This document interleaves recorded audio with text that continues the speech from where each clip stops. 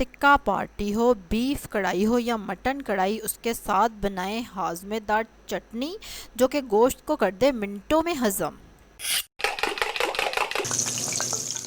बिस्मिल्लाहिर्रहमानिर्रहीम, अस्सलाम वालेकुम, वेलकम टू माय चैनल। आज हम बड़ी मज़ेदार ज़बरदस्त सी खट्टी मीठी सी चटनी बना रहे हैं। इसके लिए हमें चाहिए 1 कप इमली का जूस, 1 छोटी प्याज, 1 छोटा सा टमाटर, 3 हरी मिर्चें,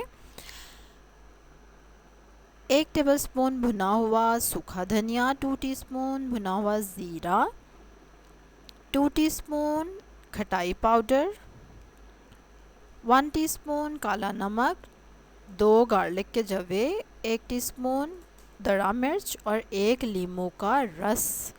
इन सारी चीज़ों को आपने ग्राइंडर में डाल के अच्छी तरह ग्राइंड कर लेना। और ये देखें, मज़ेदार सी चटनी आपके सामने तैयार है। और आपने कहा होगा इसमें कुछ मीठा तो डाला नहीं।